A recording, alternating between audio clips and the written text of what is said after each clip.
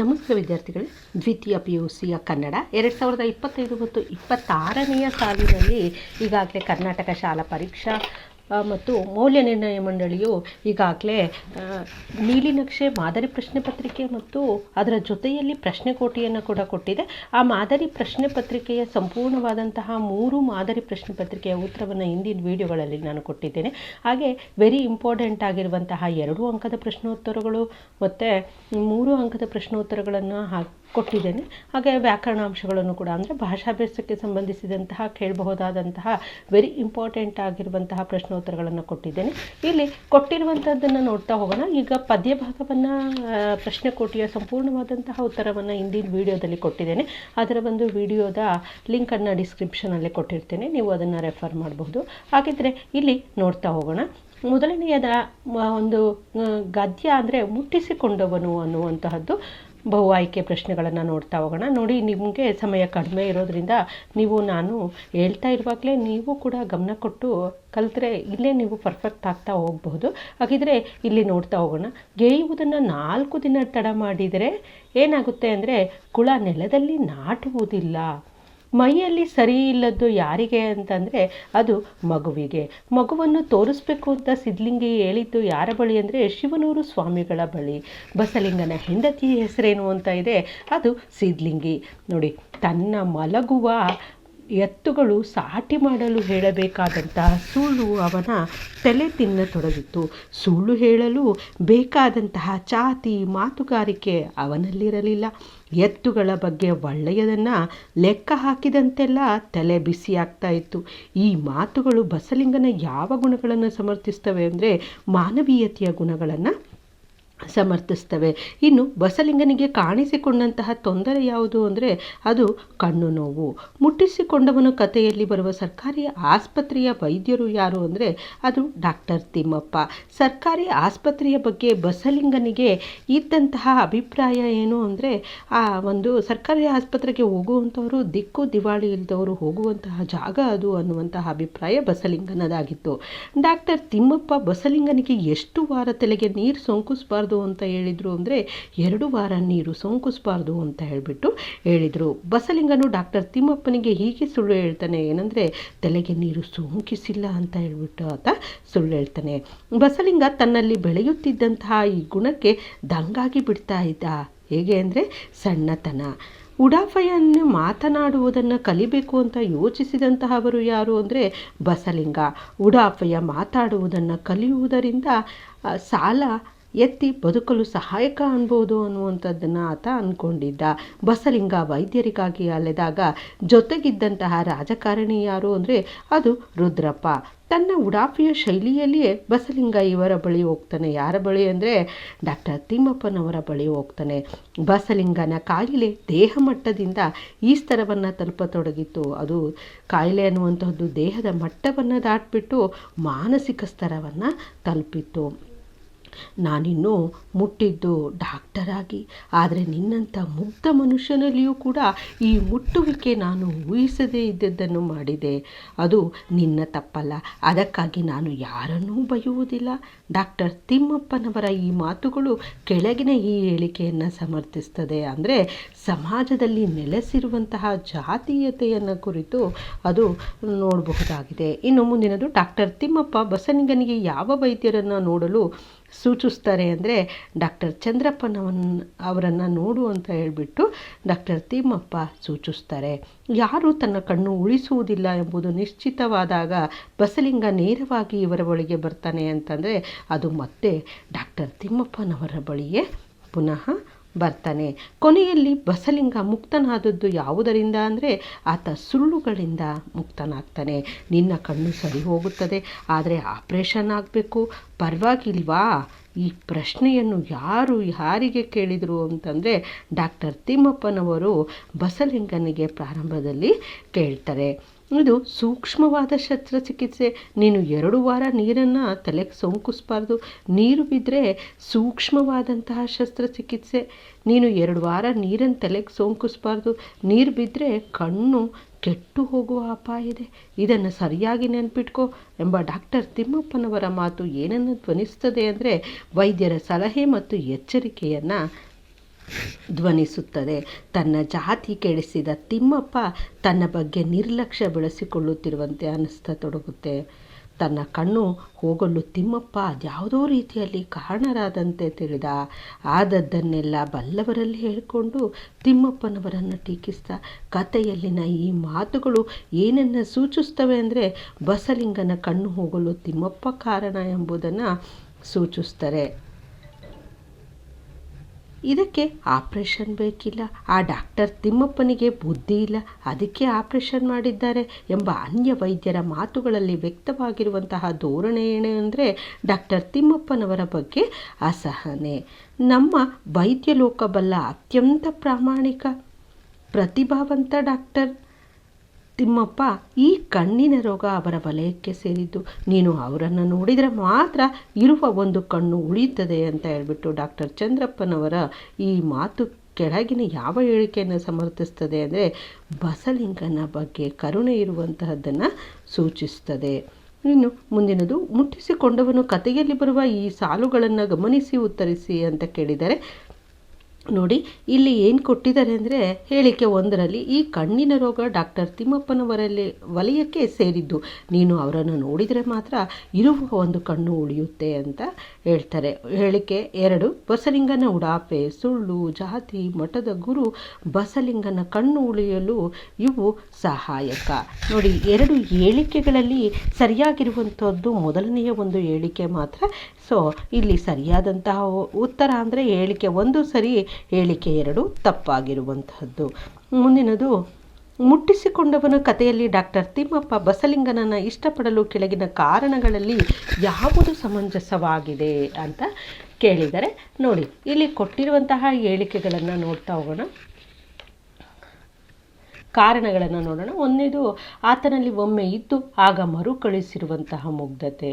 2ನೇದು, ಬಸಲಿಂಗನ ಬಡತನ ಮತ್ತು ಪ್ರಾಮಾಣಿಕತೆ, ಮನುಷ್ಯನ ಸಣ್ಣತನ ಮತ್ತು ಒಳ್ಳೆಯತನಕ್ಕೆ ಸಾಕ್ಷಿಯಾಗಿ ಕಾಣುತ್ತಿದ್ದುದು, ಅವನ ಜಾತಿ ಯಾವುದು ಎಂದು ಗೊತ್ತಾದದ್ದು.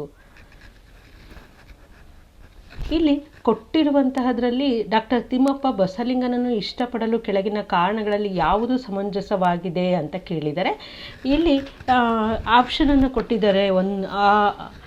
4 ಇದೆ, ಅದರಲ್ಲಿ 1 ಮಾತ್ರ ಬರೀಬೇಕಾಗುತ್ತೆ. 1 ಮತ್ತು 3 ಸರಿಯಾದಂತಹ ಉತ್ತರ. ಅಂದರೆ ಆತನಲ್ಲಿ ಒಮ್ಮೆ ಇದ್ದಂತಹ ಅಂದರೆ ಮೊದಲು ಕಣ್ಣು ಹೋಗೋದಕ್ಕೂ ಮೊದಲು ಅವನಲ್ಲಿ ಮುಗ್ಧತೆ ಇತ್ತು, ಆತನಲ್ಲಿ ಒಮ್ಮೆ ಇದ್ದು ಈಗ ಮರುಕಳಿಸಿರುವಂತಹ ಮುಗ್ಧತೆ. ಹಾಗೆ 3ನೇದು, ಮನುಷ್ಯನ ಸಣ್ಣತನ ಮತ್ತು ಒಳ್ಳೆಯತನಕ್ಕೆ ಸಾಕ್ಷಿಯಾಗಿ ಕಾಣುತ್ತಾ ಇದ್ದದ್ದು. ಯಾರದು? ಬಸಲಿಂಗ ತಿಮ್ಮಪ್ಪನವರಿಗೆ ಆ ರೀತಿಯಾಗಿ ಕಾಣಿಸ್ತಾ ಇದ್ದ. ಸೊ ಇದಕ್ಕೆ ಸರಿಯಾದಂತಹ ಉತ್ತರ ಈ ಆಗಿದೆ. ಹಾಗೆ ಮುಂದಿನದನ್ನು ಬಿಟ್ಟ ಸ್ಥಳಗಳನ್ನು ನೋಡ್ತಾ ಹೋಗೋಣ. ಬಸಲಿಂಗನ ಹೆಂಡತಿಯ ಹೆಸರು ಈಗಾಗಲೇ ಗೊತ್ತಿದೆ, ಸಿದ್ಲಿಂಗಿ. ಬಸಲಿಂಗನಿಗೆ ಕಾಣಿಸಿಕೊಂಡಂತಹ ತೊಂದರೆ ಏನು ಅಂದರೆ ಅದು ಕಣ್ಣು ನೋವು. ಬಸಲಿಂಗನ ಕಾಯಿಲೆ ದೇಹದ ಮಟ್ಟದಿಂದ ಏನನ್ನು ತಲುಪಿತ್ತು ಅಂದರೆ ಅದು ಮಾನಸಿಕ ಮಟ್ಟವನ್ನು ತಲುಪಿತ್ತು. ಹಾಗೆ ತನ್ನ ಉಡಾಫಿಯ ಶೈಲಿಯೇ ಬಸಲಿಂಗ ಡ್ಯಾಶರನ್ನು ನೋಡ್ತಾನೆ ಅಂದರೆ ಅವರು ಡಾಕ್ಟರ್ ತಿಮ್ಮಪ್ಪನವರನ್ನು ಮತ್ತೆ ನೋಡಲಿಕ್ಕೆ ಹೋಗ್ತಾನೆ. ಕೊನೆಗೆ ಬಸಲಿಂಗ ಡ್ಯಾಶ್ಗಳಿಂದ ಮುಕ್ತನಾಗಿದ್ದ, ಆತ ಸುಳ್ಳುಗಳಿಂದ ಮುಕ್ತನಾಗಿದ್ದ. ನೋಡಿ, ಈ ಒಂದು ಪ್ರಶ್ನೆಯನ್ನು 2025ರ ಎಕ್ಸಾಮ್ ನಂಬರ್ 3ನಲ್ಲಿ ಈ ಒಂದು ಫಿಲ್ ಇನ್ ದ ಬ್ಲಾಂಕ್ಸ್ ಕೇಳಿರುವಂತಹದ್ದನ್ನು ನೋಡಬಹುದಾಗಿದೆ. ಇನ್ನು ಮುಂದಿನ ಒಂದು ಮೇನನ್ನು ನೋಡೋಣ. ಮುಂದಿನ ಒಂದು ಮೇನು ಯಾವುದು ಅಂದರೆ 2-3 ವಾಕ್ಯಗಳಲ್ಲಿ ಉತ್ತರವನ್ನು ಬಯಸುವಂತಹ ಪ್ರಶ್ನೆಗಳು. ಬಸಲಿಂಗನಿಗೆ ಅದು ಪುರುಸುತ್ತಿಲ್ಲದ ಕಾಲ ಯಾಕೆ ಅಂತ ಕೇಳಿದರೆ ಕಾರಣ, ಗೆಯುವುದನ್ನು 4 ದಿನ ತಡ ಮಾಡಿದರೆ ಕುಳ ನೆಲದಲ್ಲಿ ನಾಟುವುದಿಲ್ಲ. ಆದ್ದರಿಂದ ಬಸಲಿಂಗನಿಗೆ ಅದು ಪುರುಸುತ್ತಿಲ್ಲದ ಒಂದು ಕಾಲವಾಗಿತ್ತು. ನೋಡಿ, ಈ ಒಂದು ಪ್ರಶ್ನೆನ 2024 ಎಕ್ಸಾಮ್ ನಂಬರ್ 2ನಲ್ಲಿ ಕೇಳಿರುವಂತಹದ್ದನ್ನು ನೋಡಬಹುದು. ಹಾಗೆ 3ನೇದು, ಹೆಂಡತಿ ಸಿದ್ಲಿಂಗಿ ಏನು ಹೇಳ್ತಲೇ ಇದ್ಲು ಅನ್ನುವಂಥದ್ದು. ಇದು ಎಕ್ಸಾಮ್ ನಂಬರ್ 1 2025ರಲ್ಲಿ ಕೇಳಿರುವಂಥದ್ದು. ಹಾಗೆ ಡಾಕ್ಟರ್ ಚಂದ್ರಪ್ಪ ಬಸಲಿಂಗನಿಗೆ ಡಾಕ್ಟರ್ ತಿಮ್ಮಪ್ಪನವರ ಬಗ್ಗೆ ಕೊಟ್ಟ ಅಭಿಪ್ರಾಯವೇನು ಅಂತ ಇದೆ. Exam number 1 2024, exam number 3 2024, exam number 2 2025, ಹಾಗೆ ಎಕ್ಸಾಮ್ ನಂಬರ್ 3ನಲ್ಲಿಯೂ ಕೂಡ ಕೇಳಿರುವಂಥದ್ದನ್ನು ನೋಡ್ಬೋದು. ಸೊ ಇದು ವೆರಿ ಇಂಪಾರ್ಟೆಂಟ್ ಆಗಿರುವಂಥದ್ದು. ನಿಮಗೆ ಎಕ್ಸಾಮ್ 2024 ಮತ್ತು 2025ರ ಸಂಪೂರ್ಣವಾದಂತಹ ಪ್ರಶ್ನೋತ್ತರಗಳ ಪ್ರಶ್ನೆ ಪತ್ರಿಕೆಯ ಉತ್ತರವನ್ನು ಸಂಪೂರ್ಣವಾಗಿ ಕೊಟ್ಟಿದ್ದೇನೆ. ನನ್ನ ಒಂದು ಪ್ಲೇಲಿಸ್ಟ್ನಲ್ಲಿ ಆ ಒಂದು ಪ್ರಶ್ನೆ ಪತ್ರಿಕೆಯ ಉತ್ತರವಿದೆ, ನೀವು ಹೋಗಿ ಅಲ್ಲಿ ರೆಫರ್ ಮಾಡಬಹುದು. ಹಾಗೆ ಸಾಂದರ್ಭಿಕ ವಿವರಣೆಯನ್ನು ಬಯಸುವಂತಹ ವಾಕ್ಯ, ನೀರು ಇದ್ರೆ ಕಣ್ಣು ಹೋಗುವಂತಹ ಅಪಾಯ ಇದೆ ಅನ್ನುವಂಥದ್ದು ಈ ಒಂದು ಪ್ರಶ್ನೆ 2025 ಎಕ್ಸಾಮ್ ನಂಬರ್ 3ನಲ್ಲಿ ರಿಪೀಟ್ ಆಗಿರುವಂತಹದ್ದನ್ನು ನೋಡಬಹುದು. ಹಾಗೆ 5-6 ವಾಕ್ಯಗಳಲ್ಲಿ ಬಯಸುವಂತಹ ವಾಕ್ಯಗಳ ಪ್ರಶ್ನೆಗಳಲ್ಲಿ ಬಸಲಿಂಗ ಎದುರಿಸ್ತಾ ಇದ್ದಂತಹ ಸಮಸ್ಯೆ ಯಾವುದು ಅಂತ ಇದೆ. 2024ರ ಎಕ್ಸಾಮ್ ನಂಬರ್ 3 ಮತ್ತು 1ನಲ್ಲಿ ಕೇಳಿರುವಂಥದ್ದು, ಹಾಗೆ 2025ರ ಎಕ್ಸಾಮ್ ನಂಬರ್ 2ನಲ್ಲಿ ಕೇಳಿರುವಂಥದ್ದು ನೋಡಬಹುದು. ಹಾಗೆ ಬಸಲಿಂಗ ಡಾಕ್ಟರ್ ತಿಮ್ಮಪ್ಪನವರ ಸೂಚನೆಗಳನ್ನು ಪಾಲಿಸದೇ ಇರಲು ಕಾರಣವೇನು ಅನ್ನುವಂಥದ್ದು ಇದು 2025 ಎಕ್ಸಾಮ್ ನಂಬರ್ 1ನಲ್ಲಿ ಕೇಳಿರುವಂಥದ್ದನ್ನು ನೋಡ್ಬೋದು. ಬಸಲಿಂಗನಿಗೆ ಸಿಟ್ಟು ಬರಲು ಕಾರಣವೇನು, ಅದನ್ನು ಆತ ಯಾವ ರೀತಿಯಲ್ಲಿ ವ್ಯಕ್ತಪಡಿಸ್ತಾನೆ ಅಂದರೆ ಈ ಒಂದು ಪ್ರಶ್ನೆ 2024 ಎಕ್ಸಾಮ್ ನಂಬರ್ 2ನಲ್ಲಿ ಕೇಳಿರುವಂತಹದ್ದನ್ನು ನೋಡ್ಬೋದು. ನಿಮಗೆ ಎಲ್ಲ ಪ್ರಶ್ನೋತ್ತರಗಳ ಸಂಪೂರ್ಣವಾದಂತಹ ಉತ್ತರ ಬೇಕು ಅಂತಂದರೆ ನಾನು ಎಲ್ಲ ಪದ್ಯ ಮತ್ತು ಗದ್ಯಗಳಿಗೆ ಸಂಬಂಧಿಸಿದಂಥ ಸಂಪೂರ್ಣವಾದ ಪ್ರಶ್ನೋತ್ತರಗಳನ್ನು ಎಲ್ಲವನ್ನು ಕೂಡ ಕೊಟ್ಟಿದ್ದೇನೆ. ಅದನ್ನು ಕನ್ನಡ ಪ್ಲೇಲಿಸ್ಟ್ಗೆ ಹೋಗ್ಬಿಟ್ಟು ನೀವು ಅಲ್ಲಿ ರೆಫರ್ ಮಾಡಬಹುದು. ನೋಡಿ, ಮುಂದಿನ ಒಂದು ಅಧ್ಯಾಯ ವಾಲ್ಪರೈ ಅಭಿವೃದ್ಧಿ ತಂದಂತಹ ದುರಂತ, ಕೃಪಾಕರ ಸೇನಾನಿ ಮತ್ತು ಕೆ ಪುಟ್ಟಸ್ವಾಮಿಯವರು. ನೋಡಿ, ಇದು ಬ್ರಿಟಿಷರಲ್ಲಿ ಹಾಯ್ದು ಬಂದಿರುವಂತಹ ಆನುಷಂಗಿಕ ಗುಣ ಯಾವುದು ಅಂದರೆ ಹೊಸತನ್ನು ಶೋಧಿಸುವಂತಹ ಮತ್ತು ಅನ್ವೇಷಿಸುವಂತಹ ಒಂದು ಪ್ರವೃತ್ತಿ. ಇನ್ನು ಇವರು ವಾಲ್ಪರೈಗೆ ಬಂದಂತಹ ಬ್ರಿಟಿಷ್ ಪ್ರಜೆ ಯಾರು ಅಂದರೆ ಕಾರ್ವರ್ ಮಾರ್ಷ್ ವಾಲ್ಪರೈಗೆ ಬಂದ ವರ್ಷ ಯಾವುದು ಅಂತಂದರೆ ಅದು 1890ರಲ್ಲಿ. ಕಾರ್ವರ್ ಮಾರ್ಷ್ ಇದರ ಮೇಲೆ ಕುಳಿತು ವಾಲ್ಪರೈ ಕಾಡಿಗೆ ಬರ್ತಾರೆ. ಕುದುರೆಯ ಮೇಲೆ ಕುಳಿತುಕೊಂಡ್ಬಿಟ್ಟು ವಾಲ್ಪರೈಗೆ ಬಂದರು. ಇದು ಮಾರ್ಷ್ ಜೊತೆಗಾರನ ಹೆಸರು ಪೂಣಚ್ಚಿ. ವಾಲ್ಪರೈನ ದುರಂತದ ಮೂಲ ಬೀಜಗಳು ಈ ರೂಪದಲ್ಲಿ ಬರ್ತವೆ ಅಂದರೆ ಚಹಾ ಗಿಡದ ರೂಪದಲ್ಲಿ ಬರ್ತವೆ. ಮಾರ್ಷ್ ಅಸುನೀಗಿದ ವರ್ಷ 1934. ಇದು ಮಾನವ ಸಾಮರ್ಥ್ಯಕ್ಕೆ ದಕ್ಕಿದಂತಹ ವಿಜಯ ಪತಾಕೆಯಂತಿದೆ ಅನ್ನುವಂಥದ್ದು ವಾಲ್ಪರೈ. ಇದು ವಾಲ್ಪರೈನಲ್ಲಿ ಏಕಸ್ವಾಮ್ಯತೆಯನ್ನು ಸಾಧಿಸಿದೆ. ಯಾವುದು ಅಂದರೆ ಚಹಾ. ವಾಲ್ಪರೈ ಮಧ್ಯದಲ್ಲಿರುವ ತೋಟದ ಹೆಸರೇನು ಅಂದರೆ ಅದು ಪುದುತೋಟಂ. ನೆಲ ತಪ್ಪಿದ ಸಿಂಹಪಾಲದ ಕೋತಿಗಳು ಎಲ್ಲಿ ಆಶ್ರಯ ಪಡೆದವು ಅಂದರೆ ಅದು ಪುದುತೋಟಂನಲ್ಲಿ. ಇದು ಕೆಂಪು ಪಟ್ಟಿಗೆ ಸೇರಿದಂತಹ ಪ್ರಾಣಿ ಯಾವುದು ಅಂತಂದರೆ ಅದು ಸಿಂಹಬಾಲದ ಕೋತಿ. ಇದು ವಿಶ್ವ ಮಾರುಕಟ್ಟೆಯಲ್ಲಿ ಬೇಡಿಕೆಯನ್ನು ಕಳೆದುಕೊಳ್ತು. ಯಾವುದು ಅಂದರೆ ಅದು ಚಹಾ. ಹಾಗೆ ಇವರು ವಾಲ್ಪರೈನ ಹೋರಾಟಕ್ಕೆ ಸಜ್ಜಾಗಿದ್ದಾರೆ. ಯಾರು ಅಂದರೆ ಕಾರ್ಮಿಕರು ವಾಲ್ಪರೈನ ಹೋರಾಟಕ್ಕೆ ಸಜ್ಜಾಗಿದ್ದಾರೆ. ಮುಂಜಾನೆ ಬೇಗನೆ ಎದ್ದು ರಾಗವಾಗಿ ಹಾಡುವಂತಹ ಅಕ್ಕಿ ಯಾವುದು ಅಂದರೆ ವಿಷಲಿಂಗ್ ಥ್ರಶ್ಗಳು. ಹಾಗೆ ಮನುಕುಲ ಮತ್ತು ನಮ್ಮ ಸುತ್ತಮುತ್ತಲಿನ ಪರಿಸರದ ಬಗ್ಗೆ ತೋರುವ ಯಾವುದರಲ್ಲಿ ನಿಜವಾದ ಸಾರ್ಥಕತೆ ಅಡಗಿದೆ ಅಂದರೆ ಕನಿಷ್ಠ ಕಳಕಳಿ ಮತ್ತು ಸೌಜನ್ಯ. ಹಾಗೆ ಮಾರ್ಷ್ನ ಕುದುರೆಯ ಕುರಪುಟದ ಸದ್ದಿಗೆ ದಿಗಿಲುಗೊಂಡರು. ಅದು ಅವರ ಆವರೆಗೂ ನೋಡಿರದ ಪ್ರಾಣಿ ಎಂಬ ಲೇಖಕರ ಮಾತು ಯಾರನ್ನು ಸೂಚಿಸುತ್ತದೆ ಅಂದರೆ ಕುದುರೆ ಮತ್ತು ಆದಿವಾಸಿಗಳನ್ನು ಕುರಿತು ಸೂಚಿಸುತ್ತೆ. ಅವುಗಳಿಗೆ ದಯಾಮೃತ್ಯು ಕರುಣಿಸಲು ಕಾನೂನಿನಲ್ಲಿ ಅವಕಾಶ ಇಲ್ಲ, ಏಕೆಂದರೆ ಅವು ಕೆಂಪು ಪಟ್ಟಿಯಲ್ಲಿರುವಂತಹ ಜೀವಿಗಳು. ಬೇರೆಡೆಗೆ ಸ್ಥಳಾಂತರಿಸಲು ಪ್ರಕ್ರಿಯೆಯಲ್ಲೂ ಅಧಿಕ ಸಾವು ನೋವು ಸಹಜ. ಲೇಖಕರ ಈ ಮಾತುಗಳು ಕೆಳಗಿನ ಯಾವುದಕ್ಕೆ ಅನ್ವಯಿಸ್ತವೆ ಅಂತಂದರೆ ಅದು ಸಿಂಹಬಾಲದ ಕೋತಿಗಳಿಗೆ. ಮಿನುಗುವ ಹಸಿರು ಪಾಚಿಗಳನ್ನು ಹೊದ್ದು ಮಲಗಿದಂತಹ ಕಲ್ಲು ಬಂಡೆಗಳ ನಡುವೆ ನುಸುಳಿ ಹರಿಯುತ್ತಿದ್ದಂತಹ ಸ್ವಚ್ಛ ನೀರಿನ ಹಳ್ಳ ಕೊಳ್ಳಗಳು ಇವುಗಳ ಬದುಕಿಗೆ ಆಧಾರವಾಗಿದ್ದವು. ಯಾವುದಕ್ಕೆ ಅಂದರೆ ವಿಷಲಿಂಗ್ ಥ್ರಶ್ಗಳ ಬದುಕಿಗೆ ಆಧಾರವಾಗಿದ್ದರು. ಏನಿಲ್ಲದ ಅಭಿವೃದ್ಧಿ ಯೋಜನೆಗಳು ವಾಲ್ಪರೈ ದುರಂತಕ್ಕಿಂತಲೂ ಕಠೋರವಾದ ಅಧ್ಯಾಯಗಳನ್ನು ಬರೆಯಬಹುದು ಎಂದು ಲೇಖಕರು ಹೇಳಿದ್ದಾರೆ. ದೂರದೃಷ್ಟಿ ಮತ್ತು ಒಳನೋಟ.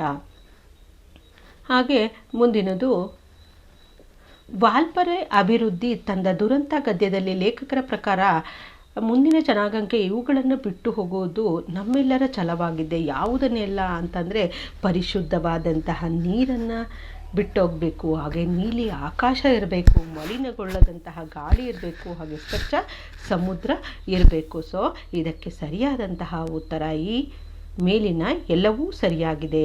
ವಾಲ್ಪರೈನ ಆರ್ಥಿಕ ಸ್ಥಿತಿಗತಿಗೆ ಕುತ್ತು ತಂದದ್ದು ಯಾವುದು ಅಂದರೆ ವಿಶ್ವ ಮಾರುಕಟ್ಟೆಯಲ್ಲಿ ಚಹಾ ಬೇಡಿಕೆ ಕುಸಿತವಾದಂಥದ್ದು. ಮುಂದಿನದು ಬಿಟ್ಟ ಸ್ಥಳಗಳಿಗೆ ಆವರಣದಲ್ಲಿ ಕೊಟ್ಟಿರುವಂತಹ ಉತ್ತರಗಳನ್ನು ಸೂಕ್ತವಾದದನ್ನು ಆರಿಸಿ ಬರೆಯಿರಿ ಅಂತ ಕೇಳಿದ್ದಾರೆ. ನೋಡಿ, ವಾಲ್ಪರೈಗೆ ಬಂದಂತಹ ಬ್ರಿಟಿಷ್ ಪ್ರಜೆ ಅಂದರೆ ಅದು ಕಾರ್ವರ್ ಮಾರ್ಷ್. ಡ್ಯಾಶರಲ್ಲಿ ಮಾರ್ಷ್ ವಾಲ್ಪರೈಗೆ ಬರ್ತಾರೆ ಅಂದರೆ ಅದು 1890ರಲ್ಲಿ. ಮಾರ್ಷ್ನ ಜೊತೆಗಾರನ ಹೆಸರು ಪೂಣಚ್ಚಿ. ವಾಲ್ಪರೈ ಮಧ್ಯದಲ್ಲಿರುವ ತೋಟದ ಹೆಸರು ಪುದುತೋಟಂ. ವಾಲ್ಪರೈನಲ್ಲಿ ಡ್ಯಾಶರು ಹೋರಾಟಕ್ಕೆ ಸಜ್ಜಾಗಿದ್ದಾರೆ ಅಂದರೆ ಕಾರ್ಮಿಕರು ಸಜ್ಜಾಗಿದ್ದಾರೆ. ಕೆಂಪು ಪಟ್ಟಿಗೆ ಸೇರಿದಂತಹ ಪ್ರಾಣಿ ಯಾವುದು ಅಂದರೆ ಅದು ಸಿಂಹಬಾಲದ ಕೋತಿ. ವಾಲ್ಪರೈನ ದುರಂತದ ಮೂಲಬೀಜಗಳು ಯಾವ ರೂಪದಲ್ಲಿ ಬರ್ತವೆ ಅಂತಂದರೆ ಚಹಾ ಗಿಡದ ರೂಪದಲ್ಲಿ ಬರ್ತವೆ.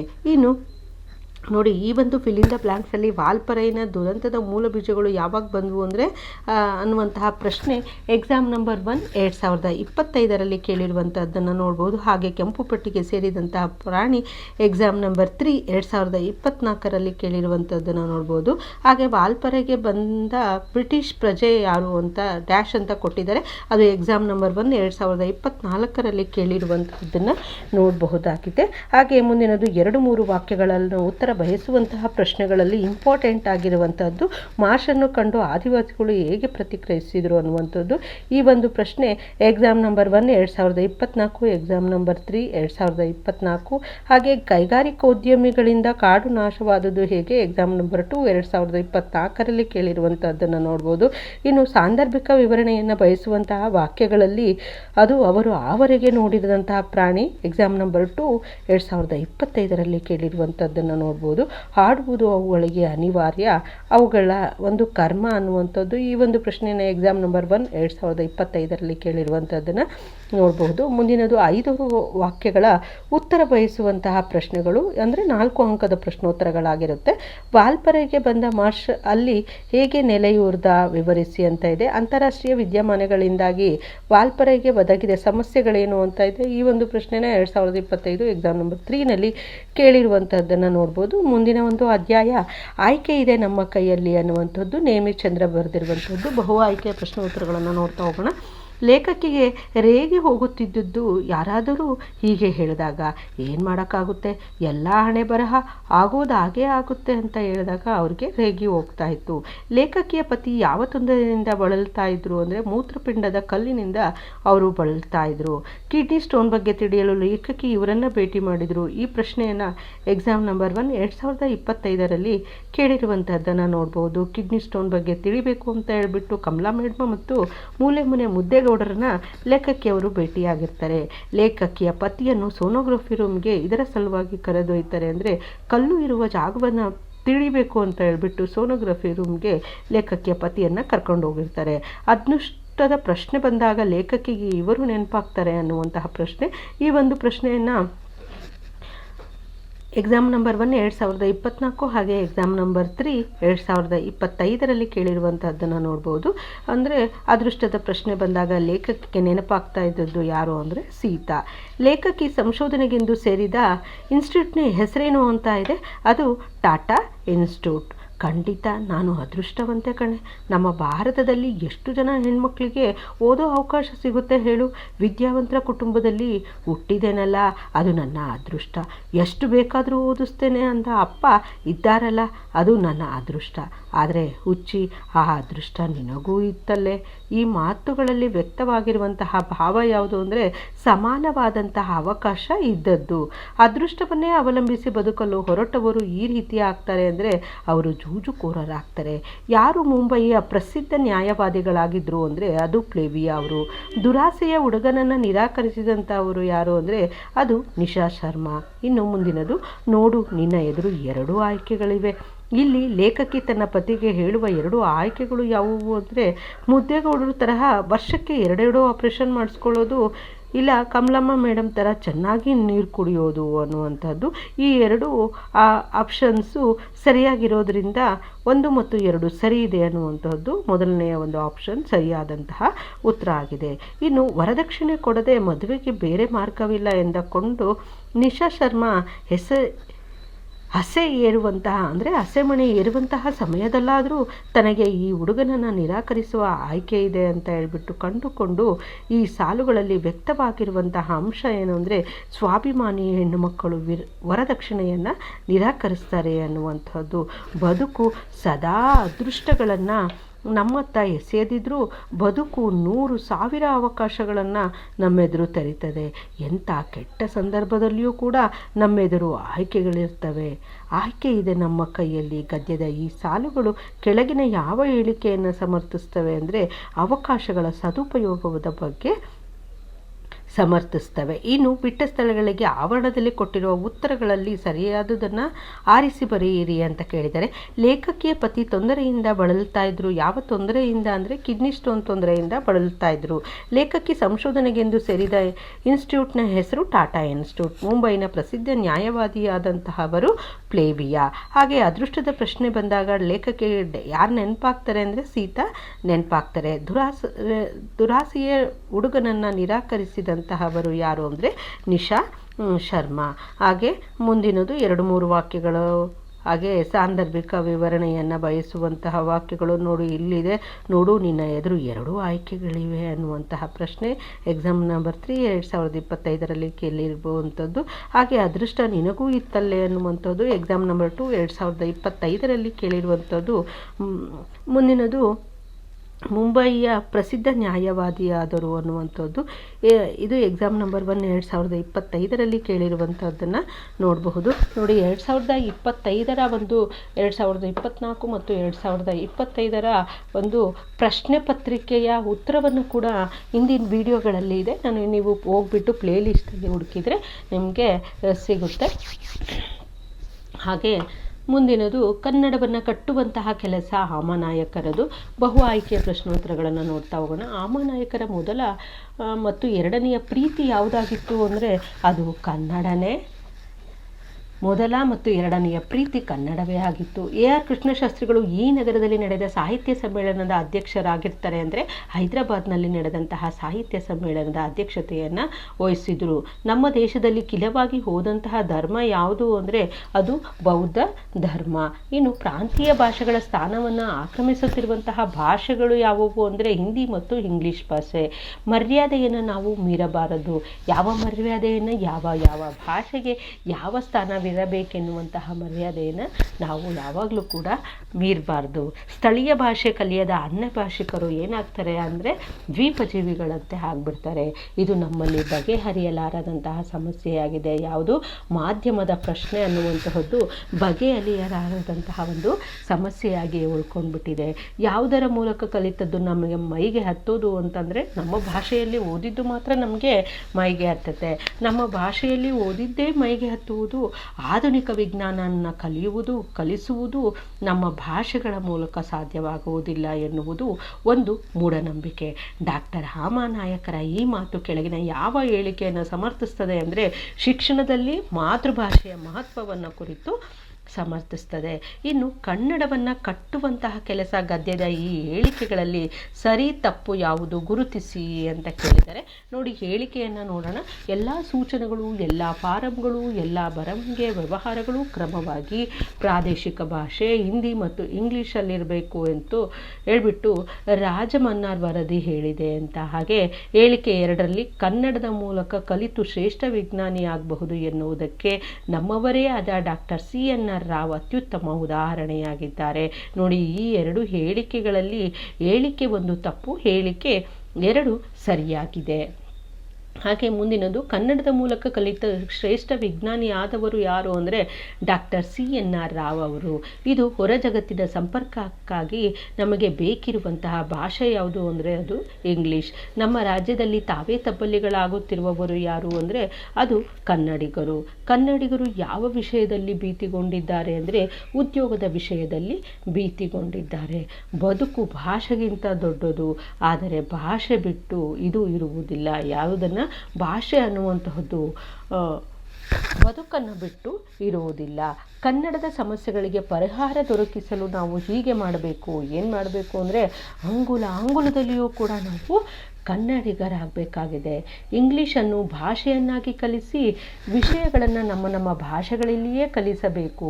ಮಾಧ್ಯಮದ ಪ್ರಶ್ನೆ ನಮ್ಮಲ್ಲಿ ಬಗೆಹರಿಯಲಾರದಂತಹ ಒಂದು ಸಮಸ್ಯೆಯಾಗ್ಬಿಟ್ಟಿದೆ. ಶಿಕ್ಷಣ ತಜ್ಞರೆನಿಸಿಕೊಂಡಿರುವವರಿಗೂ ಅನೇಕ ಸಲ ಭಾಷೆಯನ್ನು ಕಲಿಸುವುದು, ಭಾಷೆಯ ಮೂಲಕ ಕಲಿಸುವುದು, ಇವುಗಳ ನಡುವಿನ ಅಂತರ ತಿಳಿದಿರೋದಿಲ್ಲ. ಕನ್ನಡ ಮಾಧ್ಯಮವಾಗಬೇಕು ಅಂದರೆ ಇಂಗ್ಲೀಷನ್ನು ಕಲಿಸಬಾರ್ದು ಅಂತ ಅಲ್ಲ. ಲೇಖಕರ ಈ ಮಾತುಗಳಿಗೆ ಕೆಳಗಿನ ಯಾವ ಹೇಳಿಕೆ ಸೂಕ್ತ ಸ್ಪಷ್ಟನೆಯಾಗಿದೆ ಅಂತಂದರೆ, ವಿಷಯಗಳನ್ನು ಕಲಿಸುವ ಮಾತೃಭಾಷೆಗಳು ಶಕ್ತವಾಗಿವೆ ಅನ್ನುವಂತಹದ್ದು. ಮುಂದಿನದು, ನಮ್ಮ ಭಾಷೆಯಲ್ಲಿ ಓದಿದ್ದೇ ಮೈಗೆ ಹತ್ತುವುದು, ಆಧುನಿಕ ವಿಜ್ಞಾನವನ್ನು ಕಲಿಸುವುದು ನಮ್ಮ ಭಾಷೆಗಳ ಮೂಲಕ ಸಾಧ್ಯವಾಗುವುದಿಲ್ಲ ಎನ್ನುವುದು ಒಂದು ಮೂಢನಂಬಿಕೆ. ಕನ್ನಡದ ಮೂಲಕ ಕಲಿತು ಶ್ರೇಷ್ಠ ವಿಜ್ಞಾನಿಯಾಗಬಹುದು ಎನ್ನುವುದಕ್ಕೆ ನಮ್ಮವರೇ ಆದ ಡಾಕ್ಟರ್ CNR ರಾವ್ ಅವರ ಅತ್ಯುತ್ತಮ ಉದಾಹರಣೆಯಾಗಿದ್ದಾರೆ. ಈ ಸಾಲುಗಳು ಕೆಳಗಿನ ಯಾವ ಹೇಳಿಕೆಯನ್ನು ಸಮರ್ಥಿಸ್ತವೆ ಅಂದರೆ, ಕನ್ನಡದ ಮೂಲಕ ಕಲಿತರೂ ದೊಡ್ಡ ವ್ಯಕ್ತಿಗಳಾಗಲು ಸಾಧ್ಯ ಅನ್ನುವಂಥದ್ದನ್ನು ಅದು ಸಮರ್ಥಿಸ್ತದೆ. ಕನ್ನಡಿಗರೇ, ನಿಮ್ಮ ಕನ್ನಡವನ್ನು ಇಂಡಿಯಾ ದೇಶದ ದಕ್ಷಿಣ ಭಾಗದಲ್ಲಿ ಒಂದು ಅಂಗೈ ಅಗಲ ಬಿಟ್ಟರೆ ಮತ್ತೆಲ್ಲಿಯೂ ನೋಡಲಾರಿರಿ. ನೀವು ಅದನ್ನು ಅಲಕ್ಷ್ಯ ಮಾಡಿದರೆ ಮಿಕ್ಕ ಯಾವ ದೇಶದ ಯಾವ ಜನರೂ ಅದನ್ನು ಎತ್ತಿಡಿಯಲಾರರು. ಅದು ಹೋದರೆ ಹೋಗಲಿ ಎನ್ನುವ ಹಾಗಿದ್ದರೆ ಈ ಕಡೆ ಬಂಗಾಳ ಕೊಲ್ಲಿ ಇದೆ, ಆ ಕಡೆ ಅರಬ್ಬಿ ಸಮುದ್ರ ಇದೆ, ಗುಡಿಸಿ ಹಾಕಿಬಿಡಿ. ಈ ಮಾತುಗಳನ್ನು ಯಾರು ಎಲ್ಲಿ ಹೇಳ್ತಾರೆ ಅಂದರೆ, ಈ ಮಾತನ್ನು AR ಕೃಷ್ಣಶಾಸ್ತ್ರಿಗಳು ಹೈದರಾಬಾದ್ನ ಒಂದು ಸಾಹಿತ್ಯ ಸಮ್ಮೇಳನದಲ್ಲಿ ಈ ಮಾತನ್ನು ಹೇಳ್ತಾರೆ. ಇನ್ನು ಮುಂದಿನದು, ಕೇಂದ್ರ ಸರ್ಕಾರದ ಕಚೇರಿ ಯಾವ ರಾಜ್ಯದಲ್ಲಿರುತ್ತದೆ, ಆ ರಾಜ್ಯದ ಭಾಷೆಯನ್ನು ಅದು ಅಲ್ಲಿನ ಜನರೊಂದಿಗೆ ಮತ್ತು ಸರ್ಕಾರದೊಂದಿಗೆ ಬಳಸಬೇಕು. ಆ ರಾಜ್ಯದಲ್ಲಿರುವ ಕೇಂದ್ರ ಸರ್ಕಾರದ ನೌಕರರು ಆ ರಾಜ್ಯದ ಭಾಷೆಯನ್ನು ಬಲ್ಲವರಾಗಿರಬೇಕು ಎಂಬುದಾಗಿ ಕೆಳಗಿನ ಯಾವ ಸಮಿತಿಯ ವರದಿಯಲ್ಲಿ ಉಲ್ಲೇಖವಾಗಿದೆ ಅಂದರೆ, ರಾಜಮನ್ನಾರ್ ಸಮಿತಿಯಲ್ಲಿ ಉಲ್ಲೇಖವಾಗಿರುವಂತಹದ್ದನ್ನು ನೋಡಬಹುದು. ಮುಂದಿನದು, ಒಂದು ರಾಜ್ಯದ ಎಲ್ಲ ಸೌಲಭ್ಯಗಳನ್ನು ಬಳಸಿಕೊಂಡು ಬದುಕುವ ಜನ ಅಲ್ಲಿನ ಭಾಷೆಯನ್ನು ಬಳಸುವುದು ಅನ್ಯಾಯವಾಗ್ತದೆ ಎಂಬ ಹಾಮಾನಾಯಕರ ಮಾತಿನ ಆಶಯ ಏನು ಅಂದರೆ, ಹೊರ ರಾಜ್ಯದಿಂದ ಬಂದು ನೆಲೆಸಿದವರು ಇಲ್ಲಿನ ಭಾಷೆ ಕಲಿಬೇಕು ಅನ್ನುವಂತಹದ್ದು. ಪ್ರತಿಯೊಂದು ಕನ್ನಡಿಗನು ಪ್ರತಿಯೊಂದು ಅಂಗುಲದಲ್ಲಿಯೂ ಕನ್ನಡಿಗನಾಗಬೇಕು. ಆಗ ಮಾತ್ರ ಅನೇಕ ಸಮಸ್ಯೆಗಳಿಗೆ ಪರಿಹಾರ ದೊರಕುತ್ತದೆ ಅಂತ ಹೇಳ್ಬಿಟ್ಟು ಹಾಮಾನ ಹೇಳಿರುವುದರ ಒಂದು ಸಾರ ಏನು ಅಂತಂದರೆ, ಕನ್ನಡದ ಕೆಲಸಗಳಲ್ಲಿ ಸಾರ್ವಜನಿಕರ ಹೊಣೆಯೂ ಇರುತ್ತದೆ ಅನ್ನುವಂತಹದ್ದು. ಹಾಗೆ ಮುಂದಿನದು, ಬಿಟ್ಟ ಸ್ಥಳಗಳ ಆವರಣದಲ್ಲಿ ಕೊಟ್ಟಿರುವ ಉತ್ತರಗಳನ್ನು ಸೂಕ್ತವಾದದನ್ನು ಆರಿಸಿ ಬರೆಯಿರಿ ಅಂತ ಕೇಳಿದರೆ, ಪ್ರಶ್ನೆ ಸ್ಥಳೀಯ ಭಾಷೆ ಕಲಿಯದ ಅನ್ಯ ಭಾಷಿಕರು ಡ್ಯಾಶ್ ಆಗ್ತಾರೆ ಅನ್ನುವಂತಹದ್ದು. ಅದು ದ್ವೀಪಜೀವಿಗಳಂತೆ ಆಗ್ತಾರೆ ನೋಡಿ. ಇವು ಇಂಪಾರ್ಟೆಂಟ್ ಆಗಿರುವಂತಹ ಒಂದು ಫಿಲ್ ಇನ್ ದ ಬ್ಲ್ಯಾಂಕ್ಸು. ಈ ಒಂದು ಫಿಲ್ ಇನ್ ದ ಬ್ಲ್ಯಾಂಕ್ಸನ್ನು ಎಕ್ಸಾಮ್ ನಂಬರ್ 3 2024ರಲ್ಲಿ ಹಾಗೆ ಎಕ್ಸಾಮ್ ನಂಬರ್ 1 2025ರಲ್ಲಿ ಕೇಳಿರುವಂಥದ್ದನ್ನು ನೋಡ್ಬೋದು. ಹಾಗೆ ಕನ್ನಡದ ಮೂಲಕ ಕಲಿತು ಶ್ರೇಷ್ಠ ವಿಜ್ಞಾನಿಯಾದಂತಹವರು ಎಕ್ಸಾಮ್ ನಂಬರ್ 1 2024 ಮತ್ತು ಎಕ್ಸಾಮ್ ನಂಬರ್ 2 2025ರಲ್ಲಿ ಕೇಳಿರುವಂಥದ್ದನ್ನು ನೋಡಬಹುದು. ಕನ್ನಡಿಗರು ಈ ವಿಷಯದಲ್ಲಿ ಭೀತಿಗೊಂಡಿದ್ದಾರೆ. ಕನ್ನಡಿಗರು ಯಾವ ವಿಷಯದಲ್ಲಿ ಅಂದರೆ, ಉದ್ಯೋಗದ ಒಂದು ವಿಷಯದಲ್ಲಿ ಭೀತಿಗೊಂಡ್ಬಿಟ್ಟಿದ್ದಾರೆ. ಡ್ಯಾಶ್ ಪ್ರಶ್ನೆ ನಮ್ಮಲ್ಲಿ ಬಗೆಹರಿಯಲಾರದಂತಹ ಸಮಸ್ಯೆ ಆಗಿದೆ. ಮಾಧ್ಯಮದ ಒಂದು ಪ್ರಶ್ನೆ ನಮ್ಮಲ್ಲಿ ಬಗೆಹರಿಯಲಾರದಂತಹ ಸಮಸ್ಯೆ ಆಗಿಬಿಟ್ಟಿದೆ. ತಮ್ಮ ರಾಜ್ಯದಲ್ಲಿ ತಾವೇ ತಬ್ಬಲಿಗಳಾಗ್ತಾ ಇರುವಂತಹವರು ಯಾರು ಅಂದರೆ, ಅದು ಕನ್ನಡಿಗರು. ಬದುಕು ಡ್ಯಾಶನ್ನು ಬಿಟ್ಟು ಇರುವುದಿಲ್ಲ ಅಂದರೆ, ಬದುಕು ಭಾಷೆಯನ್ನು ಬಿಟ್ಟು ಇರುವುದಿಲ್ಲ. ಪ್ರತಿಯೊಬ್ಬನು ಕನ್ನಡಿಗನು ಪ್ರತಿಯೊಂದು ಅಂಗುಲದಲ್ಲಿಯೂ ಡ್ಯಾಶ್ ಆಗಬೇಕು ಅಂದರೆ ಅದು ಕನ್ನಡಿಗನಾಗಬೇಕು ನೋಡಿ. 5 ಮತ್ತು 6ನೆಯ ಒಂದು fill in the blanks exam number 2 2024ರಲ್ಲಿ, ಹಾಗೆ 6ನೇದು ಅಂದರೆ ಬದುಕು ಡ್ಯಾಶ್ ಬಿಟ್ಟು ಇರುವುದಿಲ್ಲ ಎಕ್ಸಾಮ್ ನಂಬರ್ 3 2025ರಲ್ಲಿ ಕೇಳಿರುವಂತಹದ್ದನ್ನು ನೋಡ್ಬೋದು. 2-3 ವಾಕ್ಯದ ಪ್ರಶ್ನೆಗಳಲ್ಲಿ ಕರ್ನಾಟಕದಲ್ಲಿ ಕನ್ನಡಕ್ಕೆ ಯಾವ ಸ್ಥಾನ ಇರಬೇಕು ಅಂತ ಹೇಳ್ಬಿಟ್ಟು ಹಾಮನ ಅಪೇಕ್ಷಿಸ್ತಾರೆ ಅನ್ನುವಂತಹ ಪ್ರಶ್ನೆ 2025ರಲ್ಲಿ ಎಕ್ಸಾಮ್ ನಂಬರ್ 2ನಲ್ಲಿ ಕೇಳಿರುವಂತಹದ್ದನ್ನು ನೋಡ್ಬೋದು. ಹಾಗೆ ಕನ್ನಡದ ಸಮಸ್ಯೆಗಳು ಎಲ್ಲಿಯವರೆಗೆ ಇದ್ದೇ ಇರ್ತವೆ ಅನ್ನುವಂಥದ್ದು ಎಕ್ಸಾಮ್ 3 2025. ಹಾಗೆ ಕನ್ನಡದ ಬಗ್ಗೆ ಮಾತನಾಡಲು ನಾವು ಯೋಗ್ಯತೆ ಗಳಿಸುವುದು ಯಾವಾಗ, ಈ ಒಂದು ಪ್ರಶ್ನೆಯನ್ನು ಎಕ್ಸಾಮ್ ನಂಬರ್ 1 2025ರಲ್ಲಿ ಕೇಳಿರುವಂಥದ್ದನ್ನು ನೋಡ್ಬೋದು. ಇನ್ನು ಸಾಂದರ್ಭಿಕ ವಿವರಣೆಯನ್ನು ಬಯಸುವಂತಹ ವಾಕ್ಯಗಳಲ್ಲಿ ಕೇಳಿರುವಂತಹ ಒಂದು ರಿಪೀಟ್ ಆಗಿರುವಂತಹ ಪ್ರಶ್ನೆ, ಇಂಗ್ಲೀಷ್ ಹಿಂದಿ ಬಾರದವರು ವಿಮಾನ ಪ್ರಯಾಣ ಮಾಡಬಾರ್ದೆ ಅನ್ನುವಂಥದ್ದು ಈ ಒಂದು ಪ್ರಶ್ನೆ. ಅಂದರೆ ವಾಕ್ಯ ಎಕ್ಸಾಮ್ ನಂಬರ್ 2 2024ರಲ್ಲಿ ಕೇಳಿರುವಂಥದ್ದನ್ನು ನೋಡ್ಬೋದು. ನಮ್ಮ ಭಾಷೆಯಲ್ಲಿ ಓದಿದ್ದೇ ಮೈಗೆ ಹತ್ತುವಂಥದ್ದು ಎಕ್ಸಾಮ್ ನಂಬರ್ 1 2024ರಲ್ಲಿ ಕೇಳಿರುವಂಥದ್ದನ್ನು ನೋಡ್ಬೋದು. ಕನ್ನಡಿಗರು ಮೊದಲು ಕನ್ನಡಿಗರಾಗಬೇಕು ಅನ್ನುವಂಥದ್ದು ಎಕ್ಸಾಮ್ ನಂಬರ್ 3 2024ರಲ್ಲಿ ಕೇಳಿರುವಂತಹದ್ದನ್ನು ನೋಡಬಹುದು. ಇನ್ನು 5-6 ವಾಕ್ಯಗಳ ಉತ್ತರ ಬಯಸುವಂತಹ ಪ್ರಶ್ನೆಗಳು. ಹಾಗೆ ಇಷ್ಟು ಒಂದು ಕನ್ನಡವನ್ನು ಕಟ್ಟುವ ಕೆಲಸ ಗದ್ಯಕ್ಕೆ ಸಂಬಂಧಿಸಿದಂತಹ ಒಂದು ಬಹು ಆಯ್ಕೆ ಪ್ರಶ್ನೆ ಮತ್ತು ಫಿಲ್ ಇನ್ ದ ಬ್ಲ್ಯಾಂಕ್ಸು. ಆದರೆ ದಣಿಗಳ ಬೆಳ್ಳಿ ಲೋಟ ಒಂದು ಗದ್ಯಕ್ಕೆ ಸಂಬಂಧಿಸಿರುವಂತಹದ್ದು. ಬಹು ಆಯ್ಕೆ ಪ್ರಶ್ನೆ ಉತ್ತರಗಳು. ದಣಿಗಳ ಮನೆಯ ಪಕ್ಕದಲ್ಲಿ ಹರಿಯುತ್ತಿದ್ದಂತಹ ಹೊಳೆ ಯಾವುದು ಅಂದರೆ ಅದು ಶಾಂಭವಿ ಹೊಳೆ. ತಾನು ಹರಿದು ಬರುವಾಗಲೆಲ್ಲ ತನ್ನ ಸೆರಗಿನಂಚಿನಲ್ಲಿರುವ ತೋಟಗಳಿಂದ ಆಗಾಗ್ಗೆ ಅಷ್ಟಿಷ್ಟು ತೆಂಗಿನಕಾಯಿ, ಸೌದೆ, ಕಟ್ಟಿಗೆಗಳನ್ನು ತಂದು ಕುದುಪನ ದಿಟ್ಟಿಗೆ ಅವನ್ನೆಲ್ಲ ಬೀಳಿಸುತ್ತಿಲ್ಲವೇ? ದಣಿಗಳ ಬೆಳ್ಳಿ ಲೋಟ ಗದ್ಯದ ಈ ಸಾಲುಗಳು ಕೆಳಗಿನ ಯಾವ ಹೇಳಿಕೆಯನ್ನು ಸಮರ್ಥಿಸ್ತವೆ ಅನ್ನುವಂಥದ್ದು ಈ ಒಂದು ಪ್ರಶ್ನೆಯನ್ನು ಎಕ್ಸಾಮ್ ನಂಬರ್ 1 2025ರಲ್ಲಿ ಕೇಳಿರುವಂಥದ್ದನ್ನು ನೋಡ್ಬೋದು. ಇದು ಕುದುಪನ ಕುಟುಂಬದ ಬಗ್ಗೆ ಹೊಳಗೆ ಇದ್ದಂತಹ ಒಂದು ಕಾಳಜಿ ಅಂತ ಹೇಳ್ಬಿಟ್ಟು ಅದು ಆ ಒಂದು ವಾಕ್ಯ ಸಮರ್ಥಿಸ್ತದೆ. ಗುಡ್ಡ ಹೊಳೆಯಲ್ಲಿ ಆಡ್ತಿದ್ದಂತಹ ಆಟ ಏನು ಅಂದರೆ ಮರಿ ಮೀನುಗಳನ್ನು ಹಿಡಿಯುವಂತಹ ಒಂದು ಆಟವನ್ನು ಆಡ್ತಾ ಇದ್ದ. ಇದು ದಣಿಗಳ ಹೆಸರು. ದಣಿಗಳ ಹೆಸರೇನು ಅಂದರೆ ವೆಂಕಪ್ಪಯ್ಯ. ಎಲ್ಲವೋ ಹುಲುಮಾನವ ವೆಂಕಪ್ಪಯ್ಯ. ಸುತ್ತಲ 4 ಊರಲ್ಲಿರುವ ಯಾವನೇ ಶಾನುಭೋಗ ಉಗ್ರಣಿಯನ್ನಾದರೂ ಕರೆತಂದು ನನ್ನೆದುರು ಸರ್ಪಳೆ ಇಳಿಸು. ಈ ಸಾಲುಗಳು ಕೆಳಗಿನ ಯಾವ ಹೇಳಿಕೆಯನ್ನು ಸಮರ್ಥಿಸ್ತವೆ ಅಂದರೆ ಪ್ರಕೃತಿಯ ಮೇಲಿನ ಮನುಷ್ಯನ ದಬ್ಬಾಳಿಕೆ. ಬೆಳ್ಳಿ ಲೋಟ ಲಪಟಾಯಿಸಿದ ಅಪವಾದವನ್ನು ಇವರ ಮೇಲೆ ಹೇರಲಾಯಿತು ಅಂದರೆ ಕುದುಪನ ಕುಟುಂಬದ ಮೇಲೆ ಹೊರಿಸಲಾಗುತ್ತೆ. ದಣಿ ಎಂದಿಗೂ ಇವರನ್ನು ನಂಬುವುದಿಲ್ಲ. ಮಕ್ಕಳನ್ನು ಯಾವತ್ತೂ ಕೂಡ ನಂಬುವುದಿಲ್ಲ. ನಮ್ಮ ಊರ ಕೋಡ್ದಬ್ಬು ದೈವದ ಆಣೆ ಇದೆ. ಇನ್ನು ನನ್ನ ಮಗನ ಮೇಲೆ ಕೈ ಮಾಡಿದ್ದಲ್ಲಿ ಚಿನ್ನಮ್ಮನ ಈ ಮಾತು ಕೆಳಗಿನ ಯಾವ ಅಂಶವನ್ನು ಸಮರ್ಥಿಸ್ತವೆ ಅಂದರೆ ಅಲ್ಲಿ ಚಿನ್ನಮ್ಮನ ಕೋಪ ಮತ್ತು ಅಸಹಾಯಕತೆಯನ್ನು ಸಮರ್ಥಿಸುವಂಥದ್ದು. ದಣಿಗಳು ಹೊಳೆಯ ಹೂಳೆತ್ತಲು ಯಾರಿಗೆ ಸೂಚಿಸ್ತಾರೆ ಅಂದರೆ ಕುದುಪನಿಗೆ ಸೂಚಿಸ್ತಾರೆ. ಯಾರು ಪಡಿ ಇಲ್ಲದ ದುಡಿತದ ಬಗ್ಗೆ ಅಸಮಾಧಾನಗೊಂಡಿದ್ರು ಅಂದರೆ ಚಿನ್ನಮ್ಮ.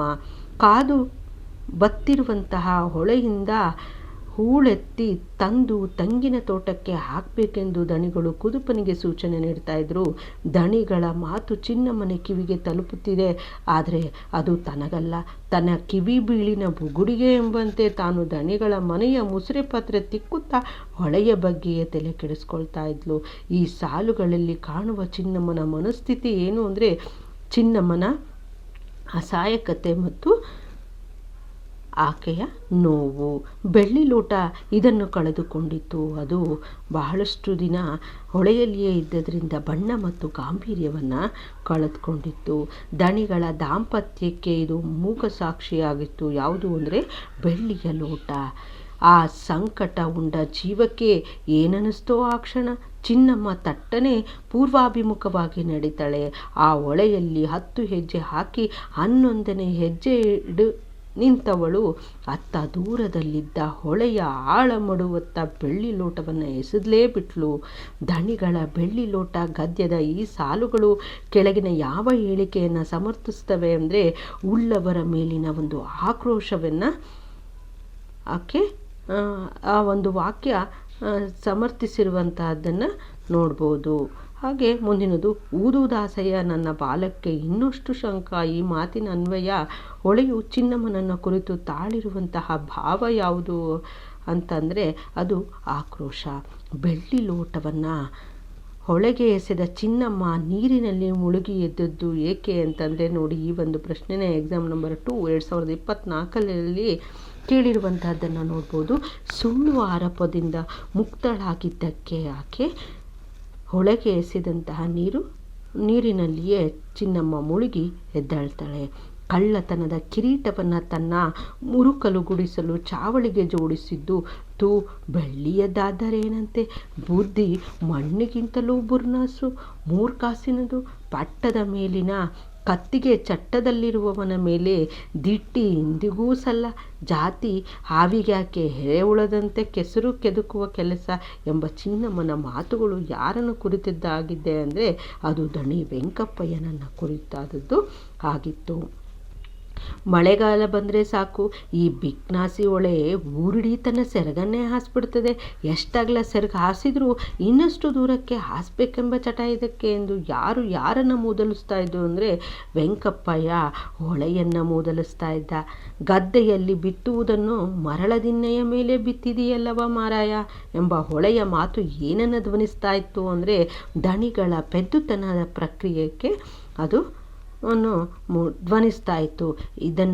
ಇದೆಲ್ಲ ಸಾಕು ಮಾರಯ್ಯ, ಯಾವತ್ತೂ ನಮ್ಮ ಮುಸುರೆ ಪಾತ್ರೆಗಳನ್ನು ನುಂಗದ ಹೊಳೆ ಇವತ್ತು ನನ್ನಪ್ಪ ಮದುವೆಯಲ್ಲಿ ಕೊಟ್ಟ ಬೆಳ್ಳಿ ಲೋಟವನ್ನು ನುಂಗಿತೇನಾ ಎಂಬ ದಣಿ ಪತ್ನಿಯವರ ಮಾತಿನಲ್ಲಿ ವ್ಯಕ್ತವಾಗಿರುವಂತಹ ಭಾವ ಯಾವುದು ಅನ್ನುವಂಥದ್ದು ಪ್ರಶ್ನೆ. ಎಕ್ಸಾಮ್ ನಂಬರ್ 2 2024ರಲ್ಲಿ ಕೇಳಿರುವಂಥದ್ದು ಕುದುಪನ ಕುಟುಂಬದ ಬಗ್ಗೆ ಸಂಶಯ.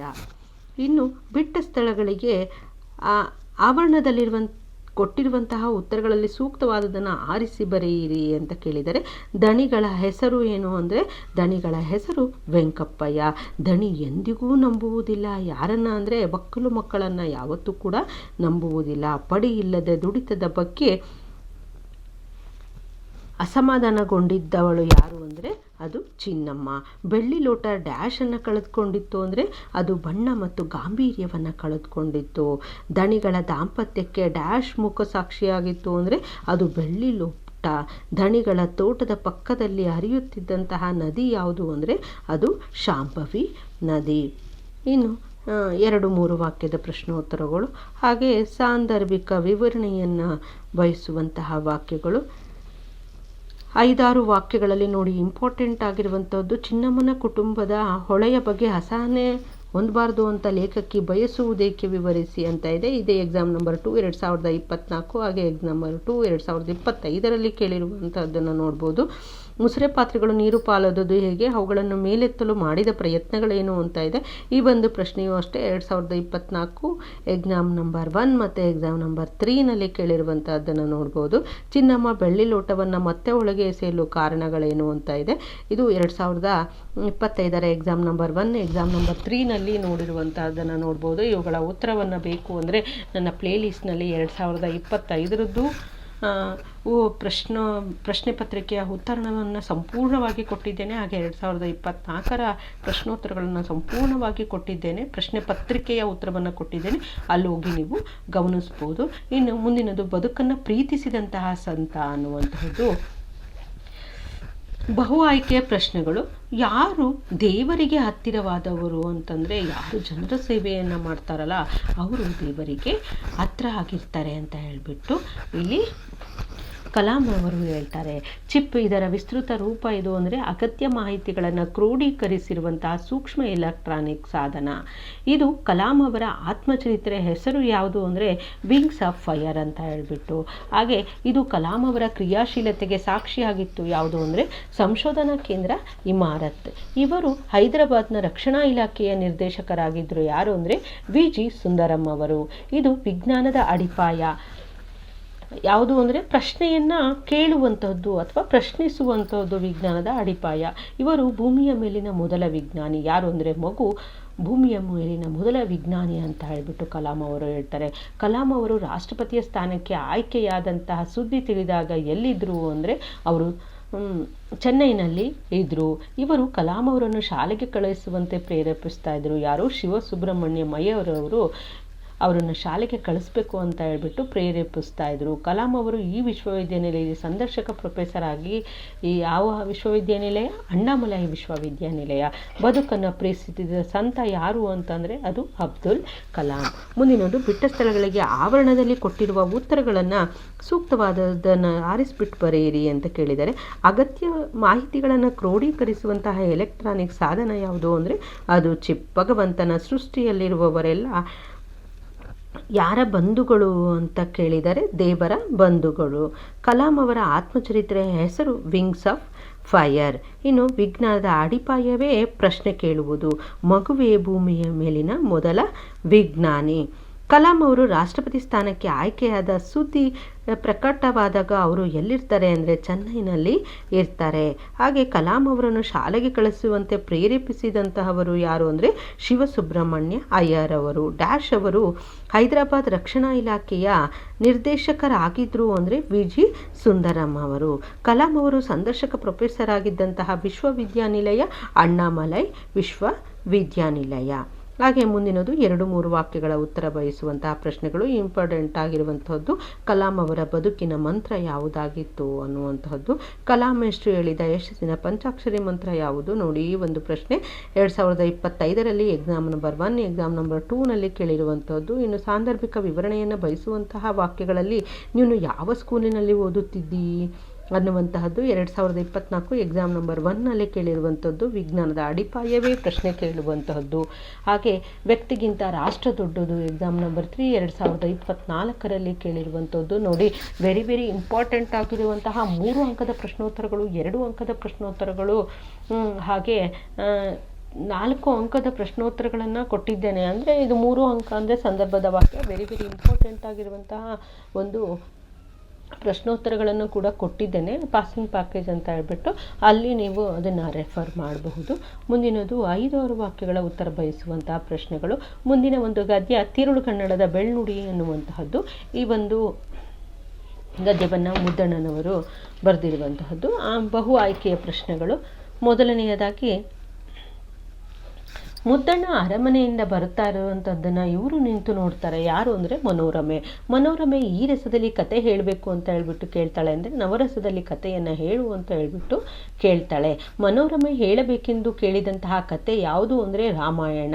ಶೇಷನು ರಾಮಾಯಣದ ಕಥೆಯನ್ನು ಯಾರಿಗೆ ಹೇಳ್ತಾನೆ ಅಂತಂದರೆ ಶೇಷನು ರಾಮಾಯಣದ ಕಥೆಯನ್ನು ವಾತ್ಸಾಯನಿಗೆ ಹೇಳ್ತಾನೆ. ಮನೋರಮೆ ಕತೆ ಹೇಳೆಂದು ಕೇಳಿದಂತಹ ಗದ್ಯದ ರೀತಿ ಯಾವುದು ಅಂದರೆ ರುದ್ಯಮಪ್ಪ ಅನ್ನುವಂತಹ ರೀತಿಯಲ್ಲಿ, ಗದ್ಯದ ರೀತಿಯಲ್ಲಿ ಕಥೆಯನ್ನು ಹೇಳು ಅಂತ ಹೇಳ್ಬಿಟ್ಟು ಮನೋರಮೆ ಮುದ್ದಣ್ಣನಿಗೆ ಕೇಳ್ತಾನೆ. ಆ ಪರಾಧೀನೆ ಗಡಪುರಾಣಮನ್ ಓದಿದಿಂ ಬಳಿಯಂ ಅಲ್ತೆ ದಕ್ಷಿಣೆಯ ನೀವುದು ಆರಮನೆಯವರುಂ ಕಬ್ಬಮಮಂ ಕಂಡಲ್ತೆ ಕಚ್ಚಳೆಯ ನಿತ್ತರ್ ಆನುಂ ಕಥೆಯಂ ಕೇಳ್ದು ಸೊಗಸಾಗೆ ಬಲ್ಲಂತೆ ಸಮ್ಮಾನಿಸುವೆಂ. ಈ ಮೇಲಿನವು ಯಾರು ಯಾರಿಗೆ ಹೇಳಿದ ಮಾತುಗಳಾಗಿವೆ ಅಂತಂದರೆ ನೋಡಿ, ಈ ಒಂದು ಪ್ರಶ್ನೆಯನ್ನು ಎಕ್ಸಾಮ್ ನಂಬರ್ 3 2025ರಲ್ಲಿ ಕೇಳಿರುವಂಥದ್ದು. ಈ ಒಂದು ಮಾತನ್ನು ಮುದ್ದಣ್ಣ ಮನೋರಮೆಗೆ ಹೇಳಿರುವಂಥದ್ದನ್ನು ನೋಡಬಹುದಾಗಿದೆ. ಅಂದರೆ ಅರಮನೆಯಲ್ಲಿ ನಾನು ಪುರಾಣವನ್ನು ನೋಡಿದರೆ ಪುರಾಣವನ್ನು ಓದಿದ ನಾನು ಹೇಳ್ಬಿಟ್ರೆ ಅವರು ದಕ್ಷಿಣೆಯಾಗಿ ಅರಮನೆಯಲ್ಲಿ ನನಗೆ ಮುತ್ತಿನ ಸರವನ್ನು ರಾಜ ಕೊಡ್ತಾನೆ, ಆದರೆ ಕಾವ್ಯವನ್ನು ಓದಿದರೆ ಕೊಡ್ತಾನೆ, ಆದರೆ ನೀನು ನನಗೆ ಏನು ಕಥೆಯನ್ನು ಹೇಳಿದರೆ ಏನು ಕೊಡ್ತೀಯಾ ಅಂತ ಹೇಳ್ಬಿಟ್ಟು ಕೇಳುವಂತಹದ್ದು. ಮನೋರಮೆ ಬಹುಮಾನವಾಗಿ ಏನನ್ನು ಕೊಡುವೆನೆಂದು ಹೇಳ್ತಾಳೆ ಅಂದರೆ ಎನ್ನನೇ ನೀವೇ ನನ್ನನ್ನೇ ಕೊಟ್ಬಿಡ್ತೀನಿ ಅಂತ ಹೇಳ್ಬಿಟ್ಟು ಆಕೆ ಹೇಳ್ತಾಳೆ. ಇವರು ವಸುದೆಗೆ ಒಡೆಯರು. ಯಾರು ಅಂದರೆ ಶ್ರೀರಾಮಚಂದ್ರ. ಲೇಸು ಲೇಸು ನೀರಿಳಿಯದ ಗಂಟಲುಗಳು ಕಡುಬಂ ತುರುಕಿದಂತಾಯಿತು. ಮನೋರಮೆಯ ಈ ಮಾತು ಕೆಳಗಿನ ಯಾವ ಭಾಷೆಗೆ ಅನ್ವಯಿಸ್ತದೆ ಅಂದರೆ ಸಂಸ್ಕೃತ ಭಾಷೆಗೆ. ಇವರು ಕನ್ನಡವು ಕಸ್ತೂರಿಯಲ್ಲವೇ ಅಂತ ಹೇಳುತ್ತಾರೆ. ಅಂದರೆ ಮನೋರಮೆ ಈ ಮಾತನ್ನು ಹೇಳ್ತಾಳೆ. ಮುಂದಿನದು ಬಿಟ್ಟ ಸ್ಥಳಗಳಲ್ಲಿ ಸೂಕ್ತ ಪದವನ್ನು ತುಂಬುವಂತಹದ್ದು. ಕತೆ ಹೇಳಬೇಕೆಂದು ಮನೋರಮೆ ಕೇಳಿದಳು. ಈ ಪ್ರಶ್ನೆ 2024 ಎಕ್ಸಾಮ್ ನಂಬರ್ 2ನಲ್ಲಿ ಹೇಳಿರುವಂತಹದ್ದು. ಮನೋರಮೆ ರಾಮಾಯಣದ ಕತೆ ಹೇಳಬೇಕು ಅಂತ ಹೇಳ್ಬಿಟ್ಟು ಕೇಳಿದ್ಲು. ಶೇಷನು ರಾಮಾಯಣದ ಕಥೆಯನ್ನು ಯಾರಿಗೆ ಹೇಳ್ತಾನೆ ಅಂದರೆ ವಾತ್ಸಾಯನಿಗೆ ಹೇಳ್ತಾನೆ. ಡ್ಯಾಶ್ ಗದ್ಯದಲ್ಲಿ ಕತೆ ಹೇಳೆಂದು ಮನೋರಮೆ ಹೇಳುವಳು ಅಂತಂದರೆ ರುದ್ಯಮಪ್ಪ ಗದ್ಯದಲ್ಲಿ ಕತೆ ಹೇಳಬೇಕು ಅಂತ ಹೇಳ್ಬಿಟ್ಟು ಹೇಳ್ತಾಳೆ. ಮನೋರಮೆ ಬಹುಮಾನವಾಗಿ ಏನನ್ನು ಕೊಡುವೇನು ಅಂತ ಹೇಳ್ತಾಳೆ ಅಂದರೆ ಆಕೆ ಎನ್ನನೇ ಆನು ಅಂತ ಹೇಳ್ಬಿಟ್ಟು ಹೇಳ್ತಾಳೆ. ವಸುದೆಗೆ ಒಡೆಯ ನೆನೆಸಿದಂತಹವನು ಯಾರು ಅಂದರೆ ಅದು ಶ್ರೀರಾಮಚಂದ್ರ. ಕನ್ನಡ ಕಸ್ತೂರಿಯಲ್ಲವೇ ಎಂದವರು ಯಾರು ಅಂದರೆ ಮನೋರಮೆ. ನೋಡಿ, ಈ ಒಂದು ಪ್ರಶ್ನೆಯನ್ನು ಎಕ್ಸಾಮ್ ನಂಬರ್ 1 2024 ಹಾಗೆ ಎಕ್ಸಾಮ್ ನಂಬರ್ 2 ಹಾಗೆ 2025ರ ಎಕ್ಸಾಮ್ ನಂಬರ್ 2ನಲ್ಲಿ ಕೇಳಿರುವಂತಹದ್ದನ್ನು ನೋಡ್ಬೋದು. ಇನ್ನು 2-3 ವಾಕ್ಯಗಳ ಉತ್ತರ ಬಯಸುವಂತಹ ಪ್ರಶ್ನೋತ್ತರಗಳು. ಇಲ್ಲಿ ಮುದ್ದಣ್ಣನನ್ನು ಮನೋರಮೆ ಹೇಗೆ ಉಪಚರಿಸಿದಳು ಅನ್ನುವಂತಹ ಪ್ರಶ್ನೆ 2024 ಎಕ್ಸಾಮ್ ನಂಬರ್ 1 ಮತ್ತು ಎಕ್ಸಾಮ್ ನಂಬರ್ 3ನಲ್ಲಿ ಕೇಳಿರುವಂಥದ್ದನ್ನು ನೋಡ್ಬೋದು. ಸಂಸ್ಕೃತ ಕನ್ನಡ ಸೇರಿದರೆ ಹೇಗೆ ಸೊಗಸೆಯುತ್ತದೆ ಅನ್ನುವಂಥದ್ದು ಇದು ಕೂಡ ಅಷ್ಟೇ 2024ರ ಎಕ್ಸಾಮ್ ನಂಬರ್ 2ನಲ್ಲಿ ಕೇಳಿರುವಂಥದ್ದು. ಇನ್ನು ಸಾಂದರ್ಭಿಕ ವಿವರಣೆಯನ್ನು ಬಯಸುವಂತಹ ವಾಕ್ಯಗಳು ಇಲ್ಲಿ ರಿಪೀಟ್ ಆಗಿರುವಂತಹ ಕ್ವಶನ್ ಅಂದರೆ ನೀರಳಿಯದ ಗಂಟಲೋಳು ಕಡುವಂ ತುರುಕಿದಂತಾಯಿತು ಅನ್ನುವಂತಹದ್ದು. ಈ ಒಂದು ವಾಕ್ಯವನ್ನು ಎಕ್ಸಾಮ್ ನಂಬರ್ 1 2025, ಹಾಗೆ ಎಕ್ಸಾಮ್ ನಂಬರ್ 2ನಲ್ಲಿ ಮತ್ತು ಎಕ್ಸಾಮ್ ನಂಬರ್ 3ನಲ್ಲಿಯೂ ಈ ಒಂದು ಪ್ರಶ್ನೆ ಮೂರು ಪರೀಕ್ಷೆಗಳಲ್ಲಿಯೂ ಈ ಒಂದು ಪ್ರಶ್ನೆ ರಿಪೀಟ್ ಆಗಿರುವಂಥದ್ದನ್ನು ನೋಡ್ಬೋದು. ಸೊ ಇದು ವೆರಿ ಇಂಪಾರ್ಟೆಂಟ್ ಆಗಿರುವಂಥದ್ದು. ಇನ್ನು ಮುಂದಿನದು 5 ವಾಕ್ಯಗಳ ಉತ್ತರ ಬಯಸುವಂತಹ ಪ್ರಶ್ನೆಗಳು. ಮೊದಲನೆಯದಾಗಿ ಇನ್ನು ಮುಂದಿನದು ಹಳ್ಳಿಯ ಚಹಾ ಹೋಟೆಲುಗಳು, ವೀರೇಂದ್ರ ಸಿಂಪಿಯವರು ಬರೆದಿರುವಂತಹ ಒಂದು ಗದ್ಯ ಇದು. ಬಹು ಆಯ್ಕೆಯ ಪ್ರಶ್ನೋತ್ತರ. ಕಲಿಯುಗದ ಅಮೃತ ಯಾವುದು ಅಂದರೆ ಚಹಾ. 3 ಕಾಲಿನ ಕುರ್ಚಿ ಎಲ್ಲಿದೆ ಅಂದರೆ ಅದು ಚಹಾ ಪಳಾರದ ಅಂಗಡಿಯಲ್ಲಿದೆ. ಎತ್ತುಗಳು ಗಕ್ಕೆಂದು ಎಲ್ಲಿ ನಿಲ್ತವೆ ಅಂದರೆ ಚಹಾ ಹೋಟೆಲಿನ ಮುಂದೆ ಗಕ್ ಅಂತ ಹೇಳ್ಬಿಟ್ಟು ನಿಲ್ತವಂತೆ. ಭಾವೈಕ್ಯತೆ ಎಂದು ಬಾಯಿ ಬಡಿದುಕೊಂಡರೆ ಭಾವೈಕ್ಯತೆ ಹುಟ್ಟದು. ಭಾವೈಕ್ಯತೆ ನಮ್ಮ ದೇಶದಲ್ಲಿ ಎಲ್ಲಿಯಾದರೂ ಇದ್ದಿದ್ರೆ ಅದು ನಮ್ಮ ಹಳ್ಳಿಯ ಚಹಾ ಪಳಾರದ ಅಂಗಡಿಯಲ್ಲಿ. ಇದನ್ನು ತಿಳಿದುಕೊಂಡಿದ್ರೆ ನಮಗೆ ಉಳಿಗಾಲವಿಲ್ಲ. ಲೇಖಕರ ಈ ಮಾತುಗಳು ಕೆಳಗಿನ ಯಾವ ಹೇಳಿಕೆಯನ್ನು ಸಮರ್ಥಿಸ್ತವೆ ಅಂದರೆ ಅನ್ಯೋನ್ಯತೆಯಿಂದ ಬದುಕಲು ಭಾವೈಕ್ಯತೆಯ ಮಹತ್ವವನ್ನು ತಿಳಿದುಕೊಳ್ಬೇಕು ಅನ್ನುವಂತಹದ್ದು ಇಲ್ಲಿ ಹೇಳ್ತಾರೆ. ಬಾಯಿ ಚಪಲ ಯಾರಿಗೆ ಜಾಸ್ತಿ ಇರ್ತದೆ ಅಂದರೆ ಅದು ವೃದ್ಧರಿಗೆ ಇರ್ತದೆ. ಲೇಖಕರ ದೃಷ್ಟಿಯಲ್ಲಿ ಹಳ್ಳಿಯ ಚಹಾ ಅಂಗಡಿ ಹೇಗಿರ್ತದೆ ಅಂದರೆ ಅದು ವಾರ್ತಾ ಇಲಾಖೆ ಇದ್ದಂತೆ ಇರುತ್ತೆ. ಇವರ ಬಗ್ಗೆ ಮೂಕರ್ಜಿಯ ದೂರನ್ನು ಹಳ್ಳಿಗರು ಕೊಡ್ತಾರೆ ಅಂದರೆ ಹೆಡ್ ಮಾಸ್ತರ್ರ ಬಗ್ಗೆ. ಕಲ್ಲಪ್ಪನವರ ಗೂಢ ಪ್ರಶ್ನೆ ಏನು ಅಂದರೆ ಶಿವಶರಣರಪ್ಪನಿಗೆ ಅಷ್ಟು ಸುಂದರ ಹೆಂಡತಿ ಯಾಕಿರಬೇಕು ಅನ್ನುವಂತಹ ಒಂದು ಪ್ರಶ್ನೆ ಕಲ್ಲಪ್ಪನವರ ಗೂಢ ಪ್ರಶ್ನೆಯಾಗಿತ್ತು. ಲೋಕಲ್ ಸುದ್ದಿಗಳಿಗೆ ಪ್ರಾಶಸ್ತ್ಯ ಇರುವ ಸ್ಥಳ ಯಾವುದು ಅಂದರೆ ಹಳ್ಳಿಯ ಚಹಾ ಹೋಟೆಲು. ಲೇಖಕರು ಹೇಳುವ ಹಳ್ಳಿಯ ಹೋಟೆಲಿನ ಹೆಸರು ಚಂದ್ರಭವನ. ಲೇಖಕರು ಭೇಟಿ ಕೊಡಬೇಕೆಂದು ಹೇಳುವಂತಹ ಸ್ಥಳ ಯಾವುದು ಅಂದರೆ ಹಳ್ಳಿಯ ಚಹಾ ಪಳಾರದ ಅಂಗಡಿಗೆ ಭೇಟಿ ಕೊಡಬೇಕು ಅಂತ ಹೇಳ್ತಾರೆ. ಮುಂದಿನದು ಬಿಟ್ಟ ಸ್ಥಳಗಳನ್ನು ತುಂಬುವಂಥದ್ದು. ಕಲಿಯುಗದ ಅಮೃತ ಯಾವುದು ಅಂದರೆ ಚಹಾ. 3 ಕಾಲಿನ ಕುರ್ಚಿ ಎಲ್ಲಿದೆ ಅಂದರೆ ಅದು ಹಳ್ಳಿಯ ಚಹಾ ಅಂಗಡಿಯಲ್ಲಿ ಇದೆ. ಡ್ಯಾಶರಿಗೆ ಬಾಯಿ ಚಪಲ ಜಾಸ್ತಿ ಇರ್ತದೆ ಅಂದರೆ ವೃದ್ಧರಿಗೆ. ಡ್ಯಾಶರ ಬಗ್ಗೆ ಮೂಕರ್ಜಿಯ ದೂರನ್ನು ಹೇಳ್ತಾರೆ ಅಂದರೆ ಅದು ಹೆಡ್ ಮಾಸ್ತರರ ಬಗ್ಗೆ. ಲೇಖಕರು ಹೇಳುವ ಹಳ್ಳಿಯ ಹೋಟೆಲಿನ ಹೆಸರು ಚಂದ್ರಭವನ. ಹಳ್ಳಿಯ ಹೋಟೆಲ್ಗಳು ಈಗ ದೇವತೆಗಳ ದರ್ಶನವಾಗ್ತಾ ಇದೆ. ಯಾರು ಅಂದರೆ ಸಿನಿಮಾ ದೇವತೆಗಳು ಅಂದರೆ ಸಿನಿಮಾ ಆ್ಯಕ್ಟರ್ಸ್ಗಳ ಒಂದು ಚಿತ್ರಪಟವನ್ನು ಅಲ್ಲಿ ಹಾಕಿರ್ತಾರೆ ಅನ್ನುವಂತಹದ್ದು. ಮುಂದಿನದು 2-3 ವಾಕ್ಯದ ಪ್ರಶ್ನೋತ್ತರಗಳು. ಇವುಗಳಲ್ಲಿ ಪಟ್ಟಣದ ಹೋಟೆಲ್ನ ಕಟ್ಟಡ ಹೇಗಿದೆ ಅನ್ನುವಂಥದ್ದು ಈ ಒಂದು ಪ್ರಶ್ನೆನ 2024 ಎಕ್ಸಾಮ್ ನಂಬರ್ 3ನಲ್ಲಿ ಕೇಳಿರುವಂಥದ್ದು. ಹಳ್ಳಿಯ ಚಹಾ ಅಂಗಡಿ ಅಂದರೆ ಹೇಗಿರ್ತದೆ ಅನ್ನುವಂಥದ್ದು ಎಕ್ಸಾಮ್ ನಂಬರ್ 1 2024 ಮತ್ತು ಎಕ್ಸಾಮ್ ನಂಬರ್ 3 2025ರಲ್ಲಿ ಕೇಳಿರುವಂಥದ್ದನ್ನು ನೋಡ್ಬೋದು. ಭಾವೈಕ್ಯತೆ ಈ ದೇಶದಲ್ಲಿ ಎಲ್ಲಿದೆ, ಹಾಗೆ ರೋಗಿಗಳು ಹಾಗೂ ಪಥ್ಯ ಮಾಡುವವರ ಜಿದ್ದು ಎಂಥದ್ದು ಅನ್ನುವಂಥದ್ದು ಎಕ್ಸಾಮ್ ನಂಬರು 1 ಮತ್ತು 2ನಲ್ಲಿ 2025ರಲ್ಲಿ ಕೇಳಿರುವಂಥದ್ದನ್ನು ನೋಡ್ಬೋದು. ಗಿಡ್ಡ ಮಾಸ್ತರು ಶಾಲೆಯಲ್ಲಿ ಹುಡುಗರಿಗೆ ಏಕೆ ಹೊಡಿತಾರೆ ಅನ್ನುವಂಥದ್ದು ಈ ಒಂದು ಪ್ರಶ್ನೆ ಎಕ್ಸಾಮ್ ನಂಬರ್ 2 2024ರಲ್ಲಿ ಕೇಳಿರುವಂತಹದ್ದನ್ನು ನೋಡ್ಬೋದಾಗಿದೆ. 5 ವಾಕ್ಯದ ಪ್ರಶ್ನೋತ್ತರಗಳು. ಇಷ್ಟು ನಿಮ್ಮ ಗದ್ಯಗಳಿಗೆ ಸಂಬಂಧಿಸಿದಂತಹ ಸಂಪೂರ್ಣವಾದಂತಹ ಬಹು ಆಯ್ಕೆ ಮತ್ತು ಫಿಲ್ ಇನ್ ದ ಬ್ಲ್ಯಾಂಕ್ಸ್ ಇರ್ಬೋದು, ಇವೆಲ್ಲವುಗಳನ್ನು ನೋಡಿದ್ವಿ. ಇವು ವೆರಿ ಇಂಪಾರ್ಟೆಂಟ್ ಆಗಿರ್ಬೋದು. ಯಾಕೆ ಅಂದರೆ ಕರ್ನಾಟಕ ಶಾಲಾ ಪರೀಕ್ಷೆ ಮತ್ತು ಮೌಲ್ಯ ನಿರ್ಣಯ ಮಂಡಳಿಯೇ ಈ ಒಂದು ಪ್ರಶ್ನೆಕೋಟಿಯನ್ನು ಹೊರಡಿಸಿರೋದ್ರಿಂದ ನಿಮ್ಮ ಒಂದು ಪರೀಕ್ಷೆಗೆ ಈಸಿ ಆಗ್ಬೋದು ಅನ್ನುವಂತಹ ಒಂದು ಉದ್ದೇಶದಿಂದ ಈ ವಿಡಿಯೋವನ್ನು ಕೊಟ್ಟಿದ್ದೇನೆ. ಮುಂದಿನ ಒಂದು ವಿಡಿಯೋದಲ್ಲಿ ಕೃಷ್ಣೇಗೌಡನ ಆನೆಗೆ ಕುರಿತಂತಹ ಒಂದು ಪ್ರಶ್ನೆಕೋಟಿಯ ಉತ್ತರವನ್ನು ನೋಡೋಣ. ಧನ್ಯವಾದಗಳು.